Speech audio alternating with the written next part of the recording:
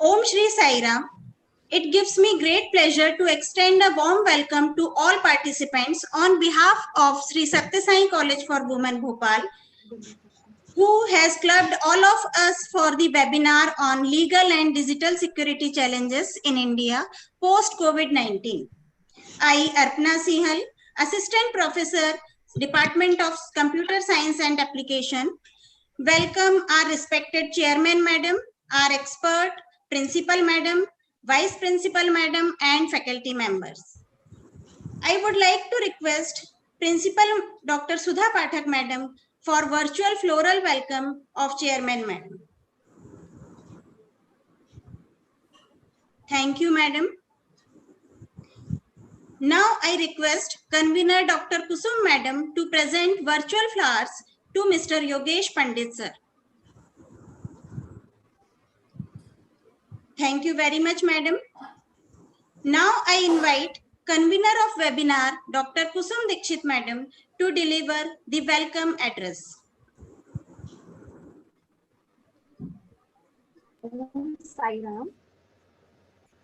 It is a matter of joy today that in this webinar, organized under the aegis of the Law Department and Computer Science and Application Department of our college, on the legal and digital security challenges in India for post-COVID-19 title, we have the Honorable Chairman of the governing body of our college, Dr. Meena Pimplapur Madam present. I extend my hearty welcome to you from the entire college family. The importance of this webinar is hence when we have the honorable members of the governing body, Honorable Dr. Radha Vallabh Sharma sir, Dr. G.L. Pathak sir, is our guide. I welcome both of you for my sincere greetings. In today, the program, head of the college family, our principal, Dr. Sudha Pathak ma'am is also present, under whose skillful directions and support and leadership we are able to do this program. I also warmly welcome Dr. Pathak ma'am ji. I have to inform you that even though this program is organized from Law Department and Computer Science and Application Department, but according to the great tradition of our college, the heads of the all departments have entire entire active support in this webinar. I wish all you warm welcome to this program. I heartily welcome of the registered participants from all our from over the country, all the administrative staff and the students of our college in my welcome address today. Thanks to all. Now, thank you, Madam. Now I invite our Principal Madam to address August gathering. Over to Principal Madam, please.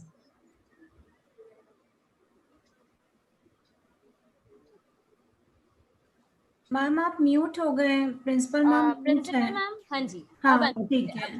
ओम श्री साई राम।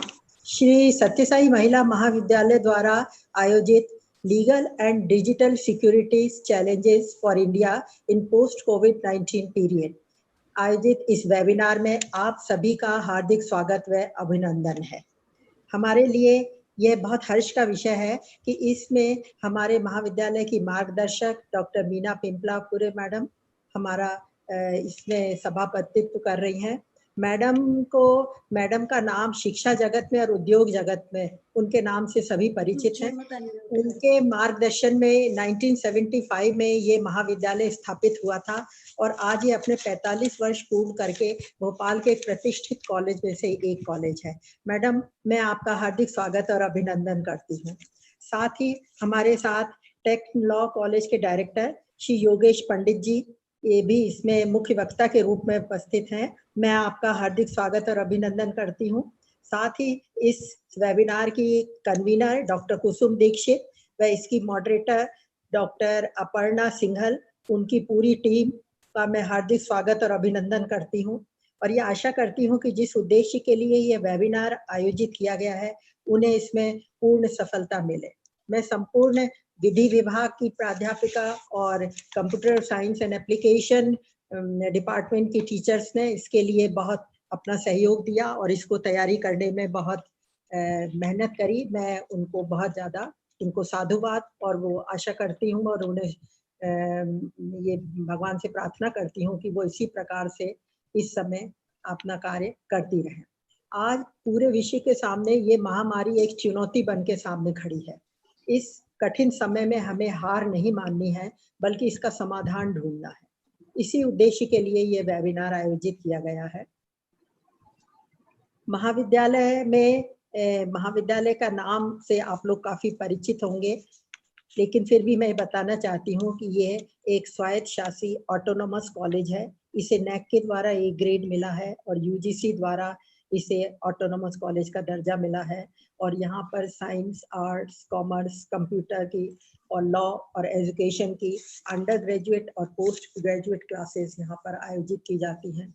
महाविद्यालय की छवि एक श्रेष्ठतम संस्थान के रूप में विकसित हुई है इन वर्षों में।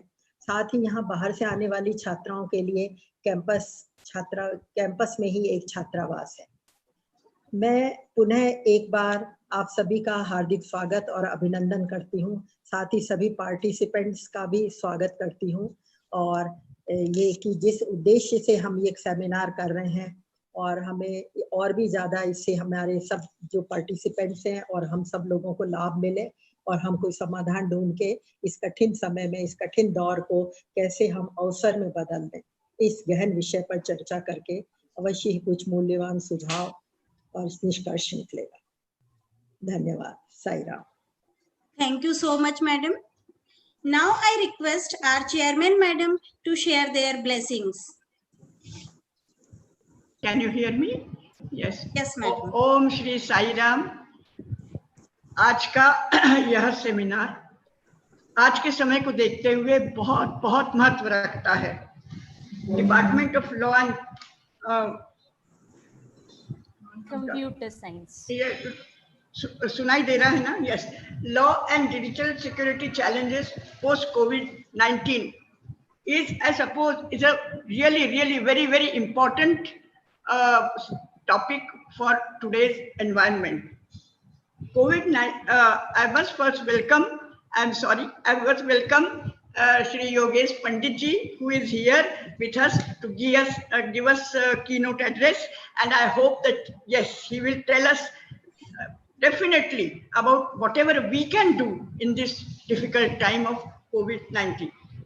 COVID-19, I can say, and Kusum ji is there, Sudha ji is there, all the participants are here, Arpana ji is there. Thank you very much for inviting me and giving me this opportunity to just say a few words with everyone. COVID-19 has brought great difficulties into people's lives, and it has changed the way of living with the introduction of social distancing and work from home. Now, home scenario, the digital space has superseded all other forms of connectivity now. It is the environment now, and it is a necessity. But at the same time, it has given us new opportunities. It has made our life very difficult, but we know that when there are difficulties, there are also opportunities.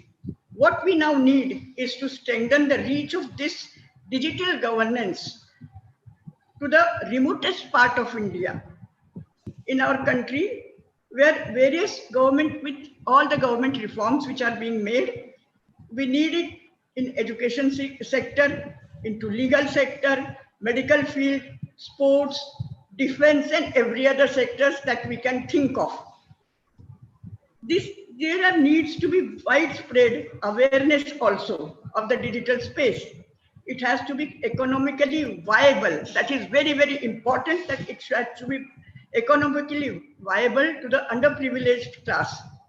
Since the digital space involves various kinds of cyber crimes, we also need to have data privacy laws in place and harsh punishments for it.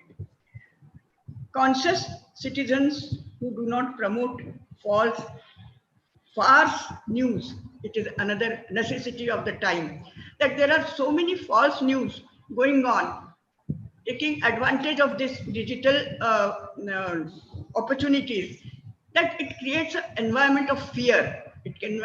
So we have to stop that, and for that we need harsh legal courts who can deal with it. I think this will be a very good opportunity for all of us to understand what it is, because at my age to learn all these new things is really tough, because I say that the new generation is born with their fingers on the computer buttons. So but I try my best, and I wish this seminar to be a great success, and to create awareness, and to create make government give this opportunity to the underprivileged people and the all corners of India, where everyone can use it properly and guide by it.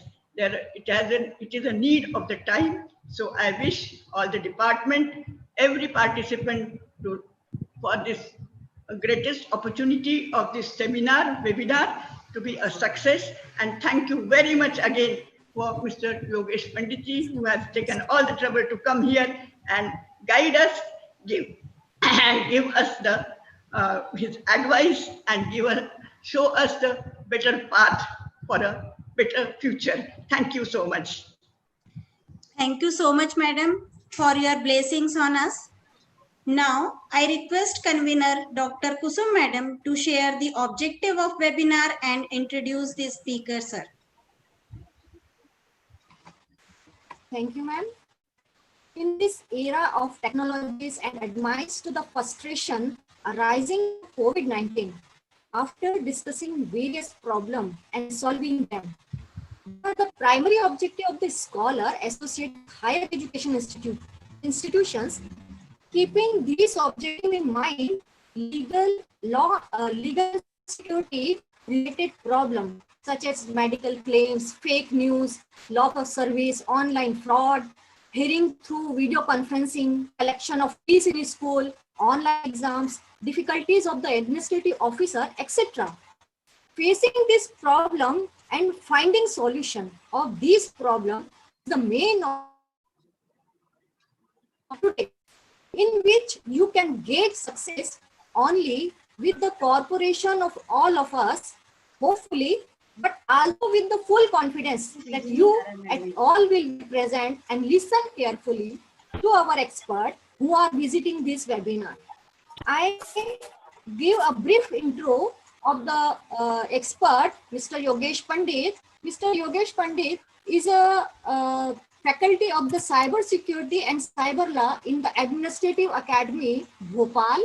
He is an ex-faculty of the Assistant Professor, Cyber Law Department, Atal Bihari Vajpayee Hindi Vishwavidyalaya, Bhopal.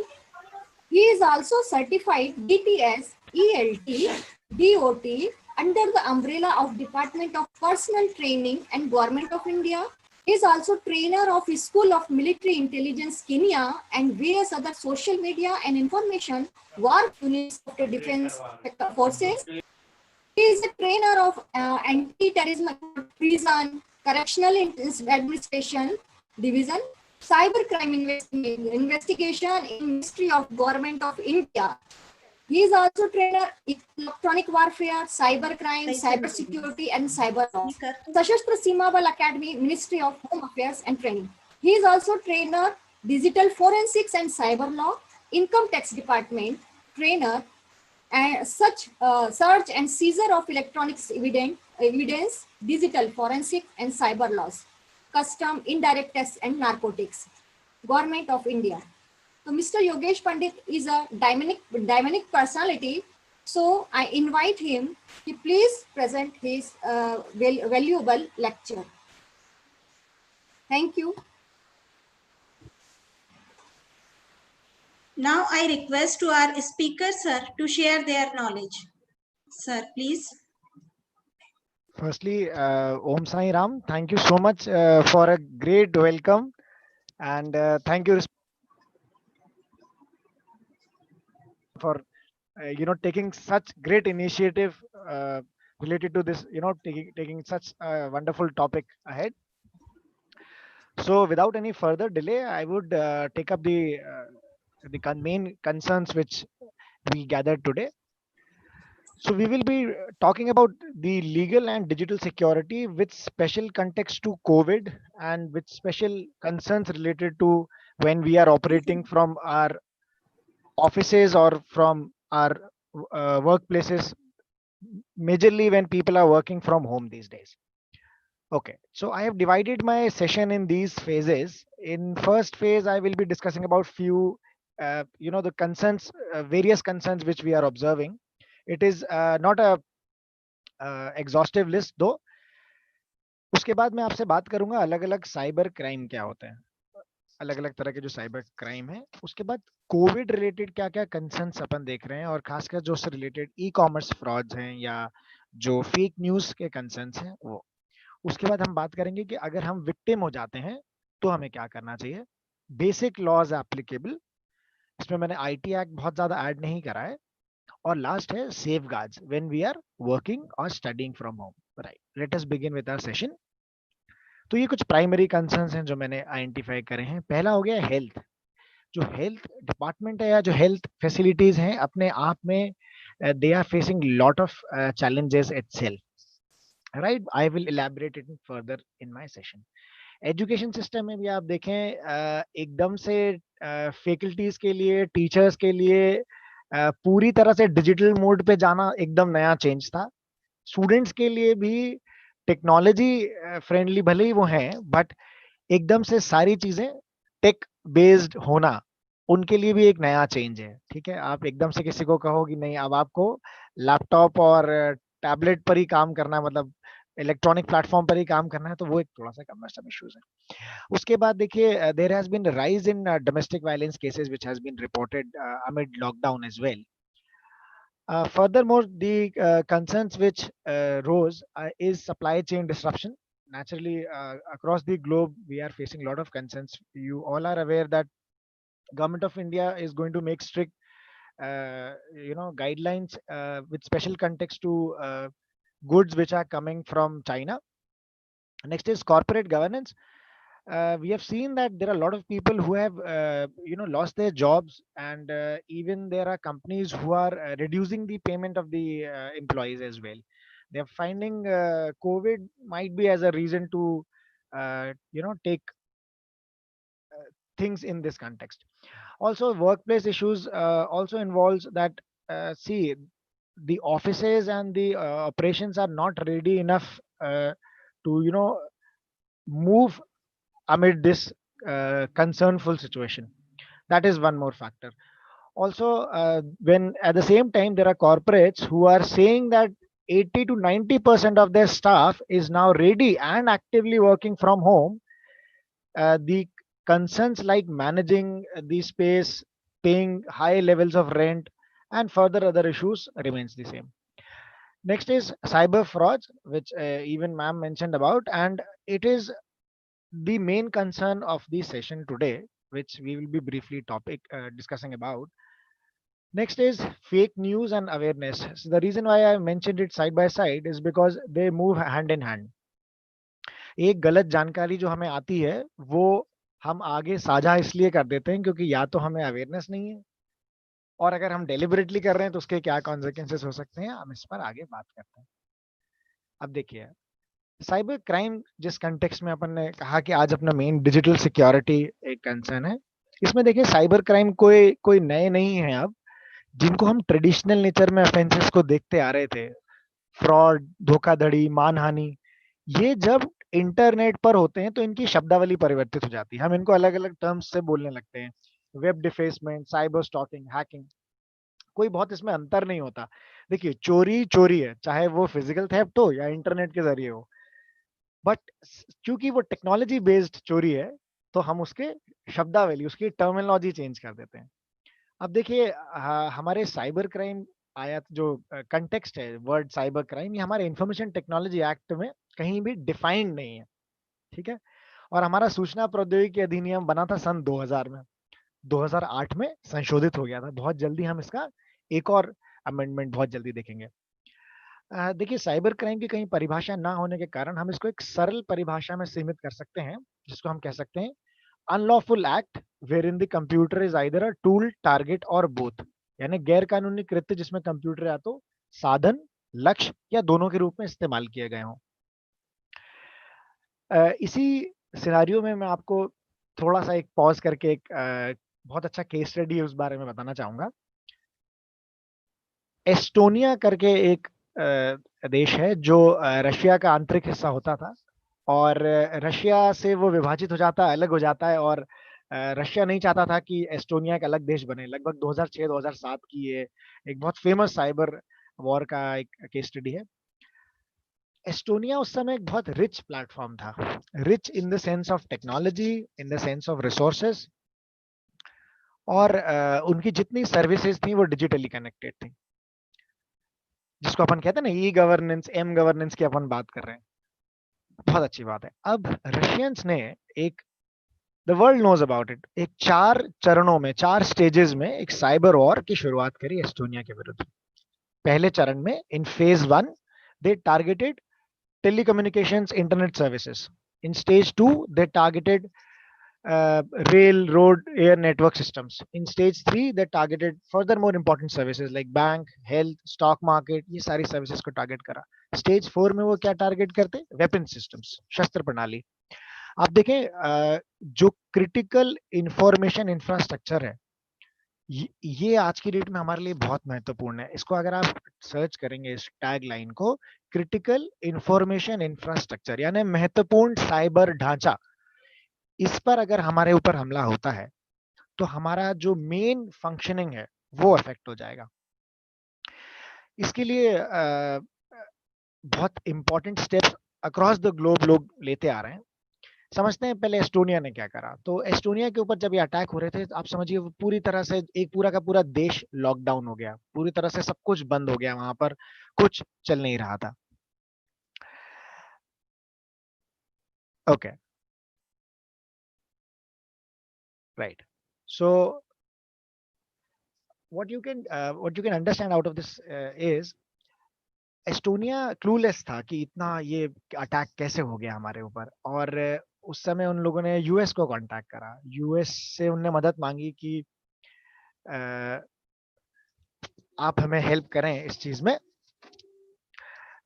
ये cyber attack हुआ। US भी clueless था, US ने भी बहुत पैसा charge करा, in like 112-118 billion US dollar, but वो भी क्लूलेस थे कि इतना बड़ा अटैक क्यों हुआ। ठीक है, अब इस सिनारियो को जब हम भारत के परिप्रेक्ष्य में समझें, इंडियन सिनारियो में हम इस मैटर को समझें, तो आप देखें कि हमारे ऊपर कॉन्स्टेंटली बड़े स्तर पर साइबर अटैक होता है, और बहुत सारे ऐसे अटैक्स होते हैं जिसको हम नोटिस नहीं करते। ठीक है, ये बात हुई साइबर क्राइम और साइबर अटैक्स की। ठीक है, अब अपन देखते हैं कुछ ऐसे ऑफेंसेस जो खासकर अभी कोविड के टाइम पे बहुत ज्यादा बढ़े हैं। ठीक है, मैं बहुत ज्यादा आपको साइबर ऑफेंसेस, दुनिया भर के साइबर ऑफेंसेस नहीं बताऊंगा, सिर्फ जो हमारे कंटेक्स्ट के लिए अभी काम के हैं। तो पहला है साइबर स्टॉकिंग।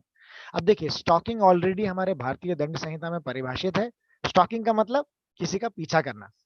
ठीक है, अब भाई साइबर स्टॉकिंग क्या है? टेक्नोलॉजी के जरिए किसी का पीछा करना, जो कि आज की डेट में बहुत इजी है। तो साइबर स्टॉकिंग का एक सिंपल उदाहरण मैं आपको बताता हूं। अक्सर मैं अपने सेशन में ये उदाहरण लोगों को बताता हूं। अब इमेजिन करिए आपने कोई इंफॉर्मेशन अपने स्टेटस पर शेयर करी। ठीक है, आपने कोई इंफॉर्मेशन शेयर करी, उदाहरण के रूप में कि आप कहीं जा रहे हैं, आप कहीं घूमने गए हैं, या आप, ये लॉकडाउन की बात नहीं है, हालांकि आपने कोई चीज खरीदी या आपने कुछ भी करा, आपने अगर स्टेटस पे उस इंफॉर्मेशन को डाला, तो वो इंफॉर्मेशन ओपन हो जाती है। जो जो लोग आपके पास एडेड है उनके पास शेयर हो जाती है वो इंफॉर्मेशन। ठीक है, अब डिपेंड करता है कि किस तरह के लोग या कौन व्यक्ति आपके कॉन्टैक्ट लिस्ट में एडेड है, वो आपके स्टेटस को देख सकते हैं और ये इंफॉर्मेशन आपके विरुद्ध इस्तेमाल की जा सकती है। उदाहरण के रूप में समझिए, एक मेरे बहुत अच्छे कलीग हैं, इन लोगों ने इंफॉर्मेशन शेयर करी कि ये लॉकडाउन के पहले की बात है। ठीक है, आप समझ लें दिसंबर के लगभग के आसपास की बात है। इन्होंने इंफॉर्मेशन शेयर करी कि एंजॉयिंग वेकेशन इन गोवा।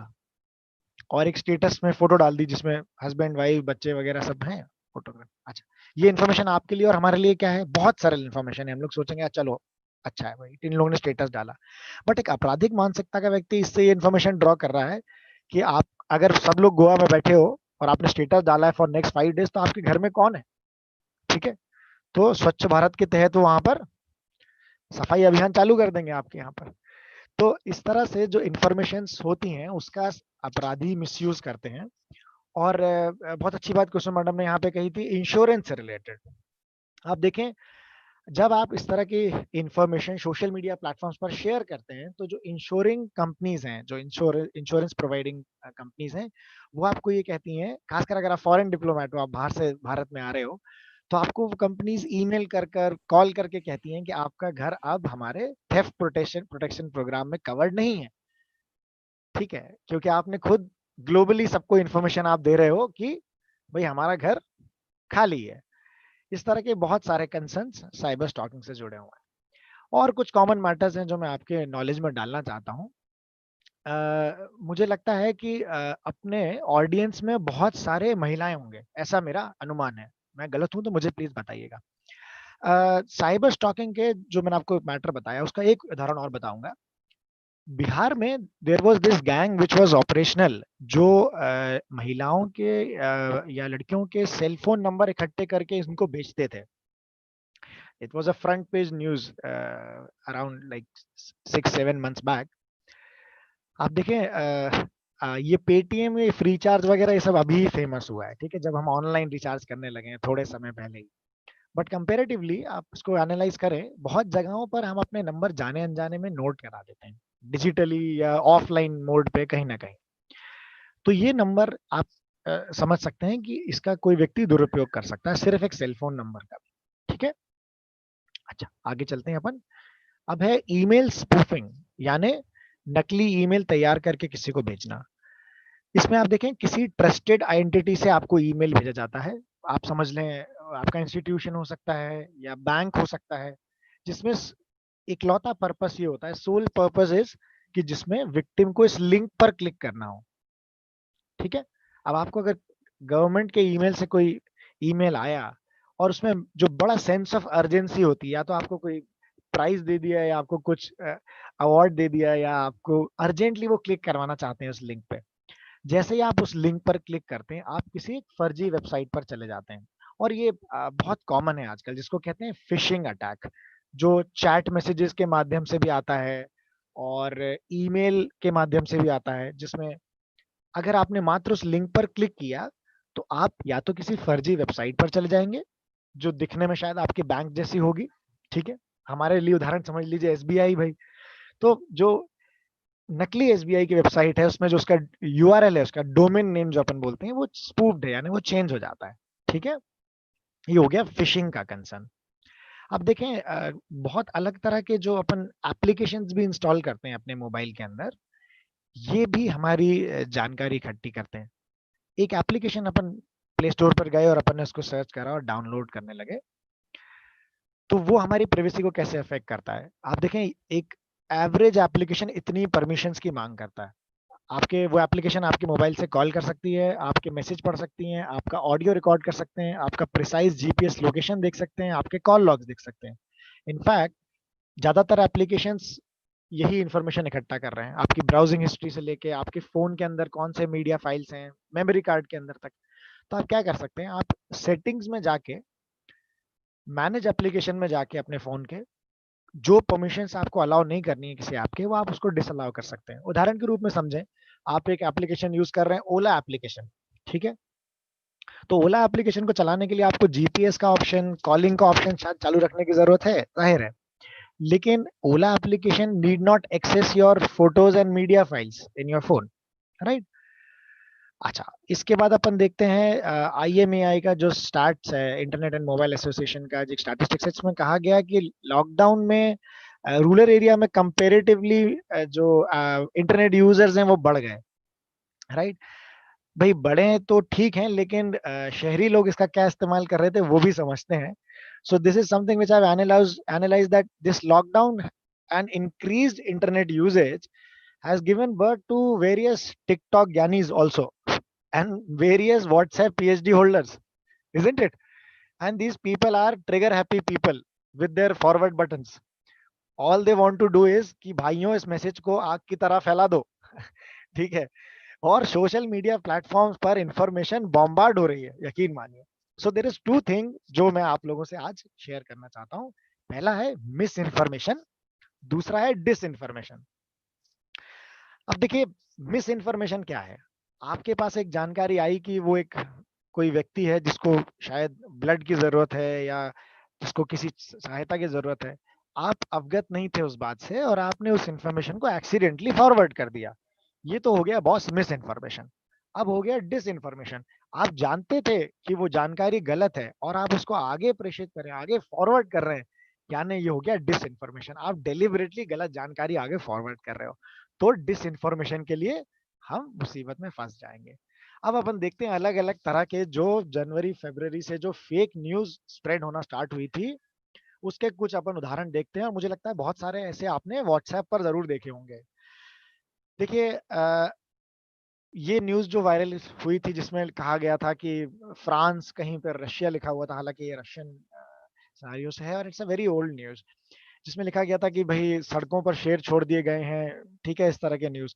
तो इट वाज नॉट करेक्ट. उसके बाद देखें बहुत तरह के फेक इंफॉर्मेशन जो आपको मोबाइल पर आती है, जिसपे आप अगर क्लिक करते हैं तो आपके फोन अफेक्ट हो सकता है इस तरह के मैलवेयर से. उसके बाद देखें ये मैसेज एक बहुत कॉमन है जो आप देखते हैं खासकर चैट ग्रुप्स में कि यहाँ पर क्लिक करते से ही आपको अवार्ड मिल सकता है या प्राइज मिल सकता है या आप एक आईफोन जीत सकते हैं. तो ऐसे आईफोन के लालच में आप बिल्कुल ना पड़े, मैं आपको बिल्कुल बताना चाहूंगा. और ये जानकारी सही है कि नहीं, इसको कैसे चेक करना है, इसके लिए एक बहुत अच्छा पोर्टल है जो भारत शासन ने मतलब एक बहुत लंबे समय बाद मैंने इसको बहुत एक्टिवली देखा. वो है PIB का फैक्ट चेक, यानी प्रेस इंफॉर्मेशन ब्यूरो का वेबसाइट है और फैक्ट चेक के नाम से है. ये जो आपको नीचे हैंडल्स लिखे हुए दिख रहे हैं ट्विटर पर, फेसबुक पर और ईमेल पर, ये फैक्ट चेक के लिंक है. मैं आपको इसका वेबसाइट भी दिखा दूंगा थोड़ी देर में. आपको कोई भी इंफॉर्मेशन लगे, आप उसको एक बार अगर सर्च करोगे उस इंफॉर्मेशन को, तो आपको पता चल जाएगा कि वो इंफॉर्मेशन गलत है. ठीक है, एम्बेसी से रिलेटेड इंफॉर्मेशन. अच्छा, पीएम केयर्स फंड के नाम पे एक व्यक्ति हैं जो नकली अकाउंट चला रहे थे, which you know who duped people to the tune of 52 lakh rupees till now. तो लोगों ने भी इसमें बहुत सारे लूपहोल्स भी निकाले और बहुत ज्यादा मिसयूज भी कर रहे हैं इंफॉर्मेशन का. Now various cyber cells have also issued the list of fake websites also. So the DCP Cybercrime has, that is of Delhi, they have revealed a list of various fake websites. Let me tell you, till now more than thousands of websites have been reported, and I missed out the name of the report, but it was mentioned that around 16,000 fake websites, more than 16,000 websites have been created similar to the name of Corona, COVID or something like that. You know जहां पर सब गलत information है, आपके free में medical test हो रहे हैं बॉस, जो कि गवर्नमेंट पुश्ड वेबसाइट है भी नहीं, right. So we have to be cautious with that. अच्छा, एट द सेम टाइम देखिए साइबर फ्रॉड्स बहुत बढ़ गए, जैसे कि रिस्पेक्टेड मीना मैम ने आपको बताया कि साइबर फ्रॉड्स भाई बहुत बढ़े. तो भाई आप एक चीज सिनारियो को समझिए, आप और हम शायद वर्क फ्रॉम होम कर रहे हैं, साइबर क्रिमिनल तो पहले दिन से वर्क फ्रॉम होम कर रहा था, ठीक है. तो उनके लिए आपको कॉल करके और OTP की मांग करना, ये तो मॉडस ऑपरेंडी है उनका बहुत पहले से ही चालू था, ठीक है. अब एक नया देखें जिसमें पहली बार गवर्नमेंट ऑफ इंडिया के ईमेल को स्पूफ करा गया, जिसमें सर्ट ने रिसेंटली जून में ये एडवाइजरी इशू करी थी, ठीक है, कि फ्री कोविड टेस्टिंग के नाम से ये 5 शहरों में लोगों को ईमेल आ रहे हैं, ठीक है, और सरकारी ईमेल से. आप देखें gov.in एक्सटेंशन है, मतलब आप क्षमता देखें साइबर अपराधियों की कि gov.in ईमेल को भी स्पूफ करा उन्होंने. बहुत सिंपल सा एक अटैक देखने में है, लेकिन इससे आपकी जानकारी कॉम्प्रोमाइज हो सकती है. इसके बाद देखें जो इंडिविजुअल्स हैं और बिजनेसेस हैं, उनके ऊपर बहुत तरह से मैलवेयर्स और रैंसमवेयर्स के माध्यम से अटैक किए गए. अब कैसे डिटेक्ट करें, पहले तो हाउ टू डिटेक्ट कि इंफॉर्मेशन गलत है या नहीं है.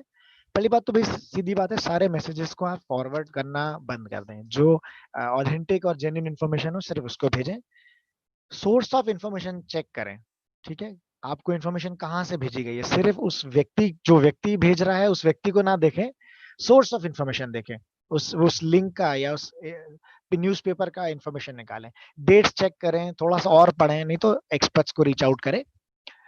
कहां पर रिपोर्ट कर सकते हैं इस मैटर्स को? तो भारत शासन का एक बहुत अच्छा पोर्टल एक्टिवेटेड है अभी रिसेंटली, इसको अमित शाह जी ने इनिशिएट करा, दैट इज cybercrime.gov.in। मैं इसको थोड़ा सा आप लोगों को हाईलाइट करना चाहूंगा। देखिए यहाँ पर आपको क्लियरली इसमें सेक्शन दिख रहा है, report women and child related crimes, यानी इस डोमेन में जाके स्पेसिफिकली महिलाओं और बच्चों के विरुद्ध होने वाले अपराध को आप रजिस्टर कर सकते हैं, जिसमें आप चाहें तो अपना कॉन्टैक्ट नंबर मेंशन करें, जिसके माध्यम से आप कंप्लेंट को ट्रेस कर सकते हैं, और आप चाहें तो गोपनीय तरह से, आप हो सकता है एक टीचर हो, आप हो सकता है एक पेरेंट हो, आप हो सकता है गार्जियन है या इंस्ट्रक्टर है, ठीक है, तो आप हो सकता है अपनी इंफॉर्मेशन नहीं शेयर करना चाहते या विक्टिम अपनी इंफॉर्मेशन शेयर नहीं करना चाहता, तो आप गोपनीय तरह से भी इसमें बिना अपना डिटेल शेयर करे कंप्लेंट रजिस्टर कर सकते हैं। इसमें पोर्नोग्राफिक मटेरियल को रिपोर्ट कर ब्लॉक कराने का सुविधा भी अवेलेबल है। इसके बाद अदर क्राइम्स में देखिए क्या क्या आ गया। एक बहुत कॉमन आज की डेट में ऑफेंस है जो बहुत ट्रेंडिंग है, जिसको कहते हैं पहचान की चोरी, आइडेंटिटी थेफ्ट, जिसमें आपके जो दस्तावेज हैं उनकी नकल बना ली जाती है, उनको कॉपी कर लिया जाता है, और साइबर अपराधी या अपराधी इन दस्तावेजों को मिसयूज करके फर्जी सिम या फर्जी अलग दस्तावेज तैयार कर लेते हैं, ठीक है। तो आइडेंटिटी थेफ्ट या ईमेल बेस्ड ऑफेंसेस, अलग अलग तरह के टेक्नोलॉजिकल ऑफेंसेस, वो सब आप यहाँ पर रिपोर्ट कर सकते हैं, और आपके संबंधित नियरेस्ट पुलिस स्टेशन को या साइबर पुलिस स्टेशन को यहाँ से कंप्लेंट फॉरवर्ड हो जाएगा। अब देखें इससे आपको जो कंप्लेंट नंबर जनरेट होता है वो आपके ईमेल, मोबाइल पर भी शेयर करा जाता है, और बहुत अच्छी बात यह है कि नियरेस्ट साइबर सेल या नियरेस्ट पुलिस स्टेशन से आपको एक जो नोडल लाइजन ऑफिसर है वो उसकी जानकारी प्राप्त हो जाती है। अच्छा, इसके अलावा मैं आपको यहाँ पर एक बात बताना चाहूंगा कि NCPS है जो national portal of complaints which is related to offences against children, जिसमें आप बच्चों के या जो टेंडर जेंडर्स हैं उनके लिए आप मैटर्स रिपोर्ट कर सकते हैं, जिसमें ई-पॉक्सो करके एक सर्विस है। मैं 1 मिनट स्क्रीन शेयरिंग स्टॉप करके आपको शेयर करता हूं।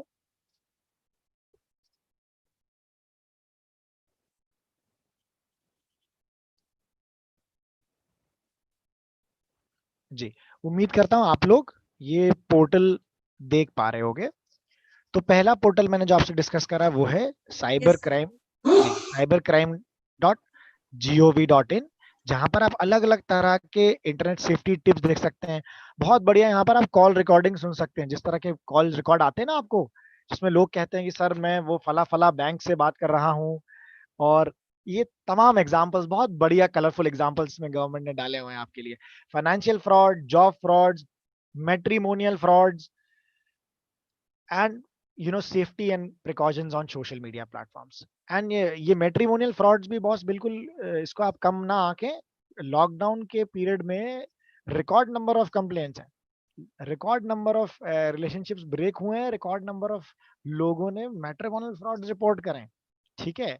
सो you can always explore this portal and to your own advantage, इस इंफॉर्मेशन भी ले सकते हैं।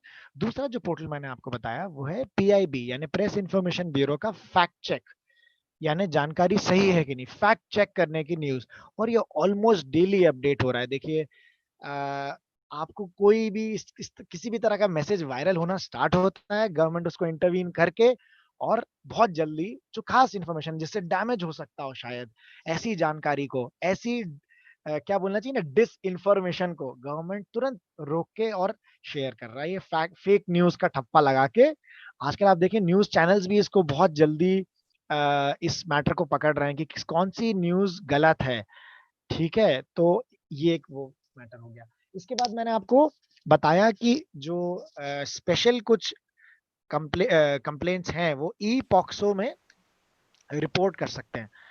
तो पॉक्सो से जो लीगल डोमेन में, हाँ जी जी, आपकी स्लाइड प्रॉपर नहीं दिख रही है। आपका केवल इंट्रो दिख रहा है, स्लाइड नहीं दिख रही है। अच्छा ठीक है, मैं एक्चुअली ब्राउजर ओपन करके बैठा हूँ अभी, आपको actually browser sir screen share कर रहे हैं मैडम अभी, तो वही दिखेगी उनकी स्क्रीन। वो कुछ वेबसाइट खोल के दिखा रहे हैं तो वो हम देख पा रहे हैं। Right right.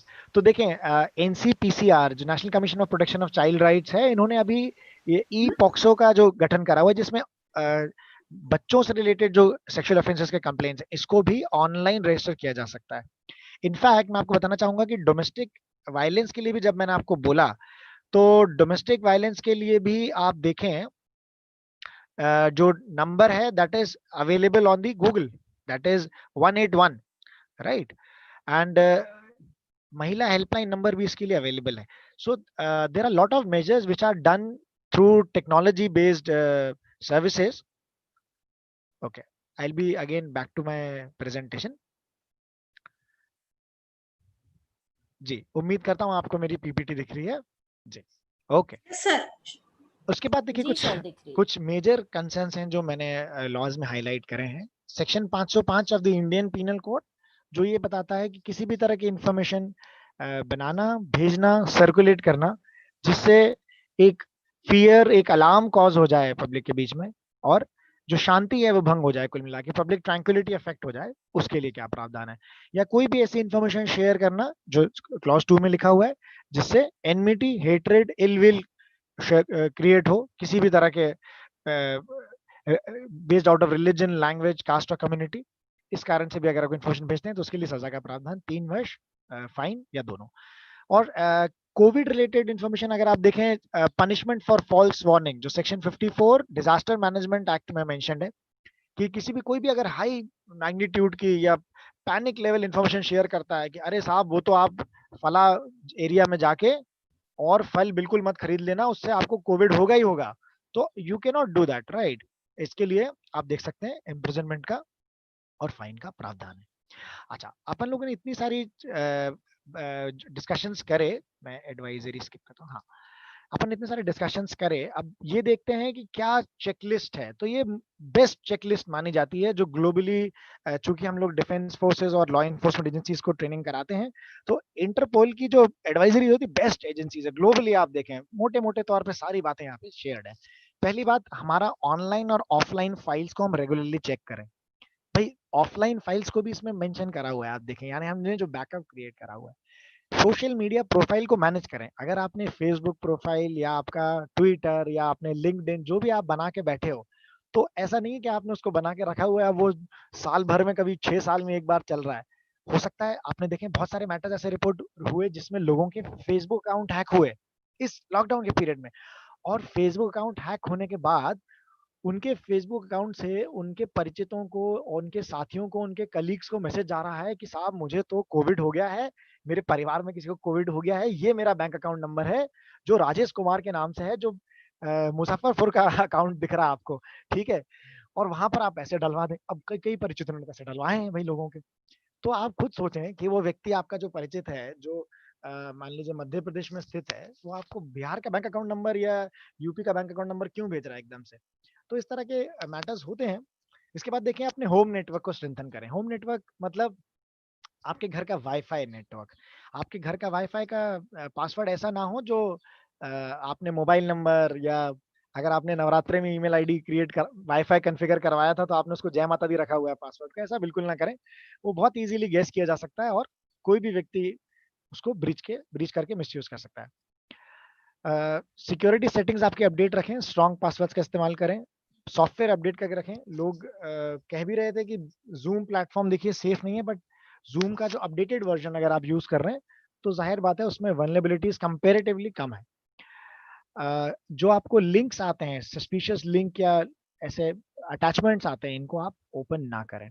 अब कुछ और डूज एंड डोंट्स हैं, सेफगार्ड्स हैं जो ईमेल सिक्योरिटी या हमारे day to day browsing security से रिलेटेड है, उनको मैं और हाईलाइट करना चाहूंगा। पहली चीज देखिए, हमारा जो पासवर्ड है वो हमें बहुत मुश्किल रखना है। जैसे आप ऊपर पढ़ पा रहे हैं, ये मेरे ईमेल का ही पासवर्ड है और ईमेल मैं आप लोगों से शेयर करूंगा ही अभी अपने। तो पहला जो आप पासवर्ड पढ़ पा रहे हैं ये है yogesh.pa मैंने लिखा है। मुझे लगता है कि कुछ लोगों को शायद जरूर डिफिकल्टी हो रही होगी उसको पढ़ने में, बट जितनी भी क्या बोलना चाहिए ना, जो टेक्नोलॉजी फ्रेंडली हैं लोग वो इस चीज को समझ पा रहे हैं कि मैंने कुछ नहीं सिर्फ कैरेक्टर्स चेंज कर दिए। मैंने पंडित की जगह, मतलब योगेश पंडित की जगह मैंने सिर्फ ओ की जगह 0 कर दिया, ई की जगह 3 कर दिया, एस की जगह डॉलर कर दिया, एच की जगह आप हैशटैग कर सकते हो, या ए की जगह @ कर सकते हो। लेकिन इतना मुश्किल पासवर्ड अगर हम बना लेंगे तो हमें तो फिर मतलब कहाँ नोट डाउन करेंगे हम इस पासवर्ड को, हम तो भूल जाएंगे इतना कठिन पासवर्ड बना के।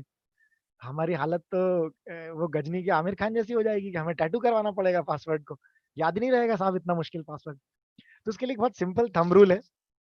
अब इतना मुश्किल पासवर्ड कैसे बनाए, मतलब पासवर्ड लगभग किस तरह का बना सकते हैं? तो कोई भी ऐसी चीज जो कोई गेस ना कर सके, जो आपके लाइफ से कनेक्टेड डायरेक्टली ना हो, ठीक है, जैसे कि स्पाउस का नाम जो कि बहुत कॉमन पासवर्ड है, लोग रखते हैं, ठीक है, ऐसी चीजें बिल्कुल ना करें। मोबाइल नंबर, बच्चों के नाम, ठीक है, लोग पेट्स तक का नाम रखते हैं, तो मैं जरूर सजेस्ट करूंगा, जरूर रेदर एडवाइस करूंगा कि अपना ऐसा क्लोज पासवर्ड ना रखें, क्योंकि ये गेस किया जा सकता है, ठीक है। तो एक सरल पासवर्ड मैं आपको बताता हूँ। मैं एक डिफेंस ट्रेनिंग प्रोग्राम में गया था, और वहां पर एक ब्रिगेडियर सर है, उन्होंने कहा कि मैं आपको अपना पासवर्ड रिवील करता हूँ। तो उन्होंने अपना पासवर्ड बताया कि it was normal discussion going on, nobody was revealing the password though. उन्होंने कहा कि मेरा पासवर्ड है twinkle twinkle little star how I wonder what you are. तो उसमें मैंने TTLS करके सब फर्स्ट लेटर्स इनिशियल यूज करके मैंने अपना पासवर्ड बनाया, फिर डॉलर लगा दिया। ऐसे ही एक कर्नल सर है, उन्होंने कहा कि भाई मेरी तो जो गुलाम अली की फेवरेट गजल है, वो उसके जो फर्स्ट लेटर्स हैं वो मेरा पासवर्ड है। So that is very creative. So you can use something creative eight the same time जो गेस ना हो पाए बहुत इजीली। अच्छा, इन पासवर्ड्स को स्टोर करके कहाँ रखें हम? भाई हमारे एक एवरेज व्यक्ति के पास कम से कम 9 से 10 पासवर्ड्स होंगे, और उसमें भी मैं बताऊं आप लोगों को, आप लोगों के पास खासकर डायनेमिक टीचर्स लाइक यू, आप मान के चलें कि 12 से 15 पासवर्ड्स होंगे। तो क्या करें, एक सॉफ्टवेयर आता है पासवर्ड मैनेजर, उसके अंदर पासवर्ड रख सकते हैं, लेकिन वो भी पासवर्ड रिक्वायर करेगा। तो डायरी पेन का हिसाब किताब जो है वो बहुत अच्छा है, मैं ये मानता हूँ। बढ़िया आप उसको नोट डाउन करके रखें, और इजीली आप उसको सेफ जगह पर स्टोर कर सकते हैं, ठीक है। पब्लिक कंप्यूटर का इस्तेमाल ना करें, जैसे कि इंटरनेट कैफेज तो अपन लोग को जाए हुए बहुत समय हो गया, बट किसी भी पब्लिक स्पेस पर भी अगर हम कंप्यूटर का इस्तेमाल करते हैं, चाहे वो लैब भी क्यों ना हो, अगर हमने वहां पर अपना व्यक्तिगत पासवर्ड चलाया है, तो हमें उसको अपने या तो उसको बदल लें, या अपने सेफ पर्सनल डिवाइस पर ही चलाएं। HTTPS प्रोटोकॉल आप सब जो टेकीज हैं वो जानते हैं। इट्स अ सिक्योर सेशन, जिसमें आपका जो सेशन है वो एनक्रिप्टेड होता है, ठीक है, ईव्सड्रॉपिंग का कोई खतरा नहीं होता। और वर्चुअल कीबोर्ड का आप इस्तेमाल कर सकते हैं जब आप ऑनलाइन बैंकिंग कर रहे हैं, ठीक है, जिसमें आप के जो कीबोर्ड के जो बटन हैं, हो सकता है किसी सॉफ्टवेयर द्वारा रिकॉर्ड हो रहे हो, तो mouse clicks at times record नहीं होते। जब आप पासवर्ड टाइप कर रहे हैं, या खासकर आप अगर कहीं पिन एंटर कर रहे हैं अपना, तो ध्यान रखें शोल्डर सर्फर से। शोल्डर सर्फर वो लोग होते हैं जो जब आप पासवर्ड टाइप कर रहे हो कहीं, तो आपके पीछे खड़े होके पासवर्ड देख लेते हैं। एक बहुत अच्छा उदाहरण आप समझें इसका शोल्डर सर्फर का, जिनके घर में भी छोटे बच्चे हैं, तो आप समझें वो लोग शोल्डर सर्फर का बहुत अच्छा उदाहरण है, जिनके घर में छोटे बच्चे हैं। जब भी पेरेंट्स अगर मोबाइल चला रहे हैं, खासकर अगर आप मोबाइल का इस्तेमाल कर रहे हो और आपने पासवर्ड बनाया, या तो पैटर्न लॉक या पासवर्ड टाइप कर रहे हो, आपके घर में छोटे बच्चे होंगे, वो बहुत चुपचाप से आपका आके पासवर्ड देख लेंगे, and they are best example of shoulder surfers, ठीक है। शोल्डर सर्फर मतलब आप इसको साइबर फ्रॉड के कंटेक्स्ट में देखें, आप किसी पेट्रोल पंप गए हैं, या आप कहीं शॉपिंग मॉल तो अब बंद पड़े हैं फिलहाल, या आपने कहीं किसी पॉइंट ऑफ सेल डिवाइस में अपना कार्ड स्वाइप किया, ठीक है। अब आप जैसे ही पिन टाइप कर रहे हैं, आजकल तो हालांकि वायरलेस ट्रांजैक्शंस भी स्टार्ट हो गए, जैसे ही आप अपना पिन टाइप कर रहे हैं, तो या तो उनका कोई काउंटर पार्ट व्यक्ति पीछे से आपको देख रहा होगा, या वहां पर आसपास कहीं कैमरा लगा हो सकता है। तो एक पॉसिबिलिटी है कि आपका कार्ड व्यक्ति क्लोन कर ले और आपका पिन कैमरे या शोल्डर सर्फिंग के माध्यम से चोरी कर ले। तो इस चीज का हमें ध्यान रखना चाहिए। आप लोग क्या कर सकते हैं, दूसरा हाथ ऐसे रख सकते हैं जब अगर आप पिन टाइप कर रहे हैं, तो सुरक्षा के लिए आप इसको कवर कर सकते हैं। इसके बाद है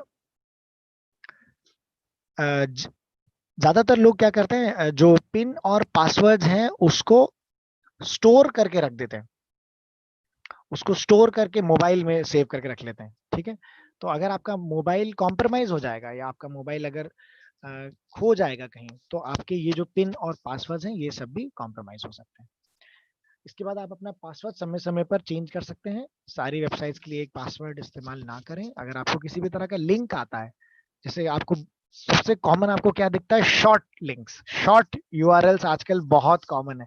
जो लोग भी इसको समझ पा रहे हैं वो जानते हैं शॉर्ट यूआरएल्स क्या है। मैं थोड़ा सा आपको इसका एक उदाहरण दिखाता हूं।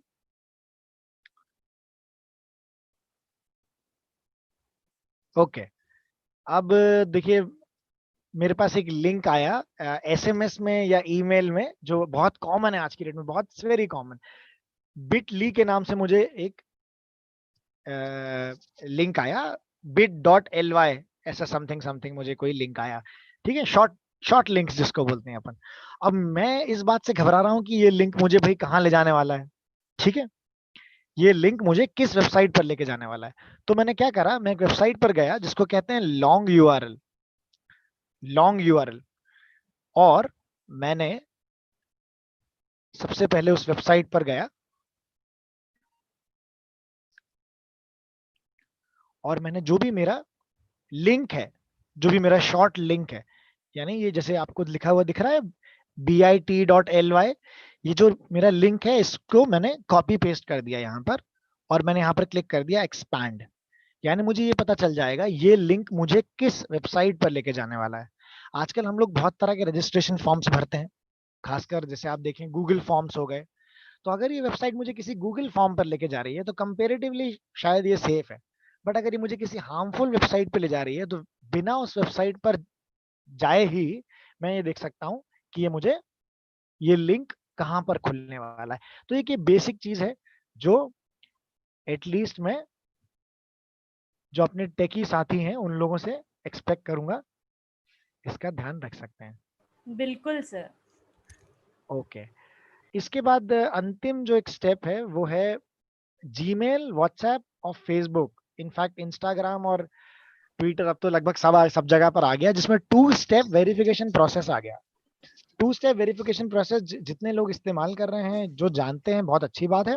जो लोग नहीं जानते उनको मैं बताना चाहूंगा 2 स्टेप वेरिफिकेशन प्रोसेस क्या करता है। सिक्योरिटी पर्सपेक्टिव के लिए 2 तरह के वेरिफिकेशन इन्होंने दिए हुए हैं। वेरिफिकेशन नंबर 1 हो गया आपका पासवर्ड, ये जो मैंने इस स्लाइड में ऊपर यहाँ पर लिखा हुआ। तो मान लीजिए मेरा पासवर्ड अगर आपके पास है और मेरा ईमेल में आपके साथ साझा करके शेयर करके जा रहा हूँ, तब भी आप मेरे ईमेल का इस्तेमाल नहीं कर सकते, क्योंकि गूगल एक मुझे ओटीपी भेजेगा मेरे रजिस्टर्ड मोबाइल नंबर पर, उसको मैं एंटर करूंगा तब जाके ही मेरा ईमेल खुलेगा। ये हो गया 2 स्टेप वेरिफिकेशन। तो इसको आप चालू करके रख सकते हैं। अगर आपको किसी भी तरह की कठिनाई आए, दिक्कत आए इसमें, तो आप बेफिक्र होकर आप मुझे ईमेल कर सकते हैं। मैं आपको बिना लिंक के स्टेप्स भेज दूंगा, या मैं आपको फोन पर ही चर्चा में बता दूंगा कि कैसे आप इन स्टेप्स को चालू कर सकते हैं। अगर आप इस स्टेप्स को चालू करते हैं, यकीन मानिए it will be more painful for a hacker to breach into your privacy. इसके अलावा मैं आपसे कहना चाहूंगा, लगभग almost to the end of the session, मैं कहना चाहूंगा जो भी इंफॉर्मेशन हमारे पास आती है, किसी भी तरह की जो इंफॉर्मेशन हमारे पास पहुंचती है, इसको हम डायरेक्टली फॉरवर्ड ना करें। मिस इन्फॉर्मेशन और डिस इन्फॉर्मेशन के बीच का जो गैप मैंने आपको आज समझाया है, इसको आप ध्यान में रखें।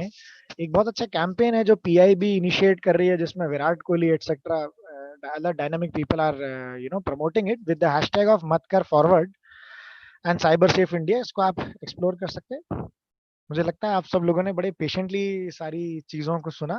Thank you so much. जय Hind.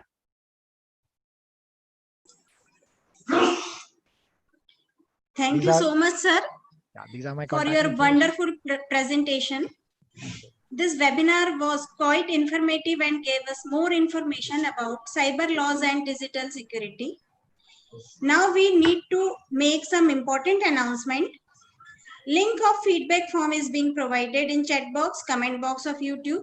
Please fill the form. All the participants put your full name and organization correctly, as it will print on your certificate. Now there is question answer session. We already have few questions Please ask your queries in chat box or comment box if any.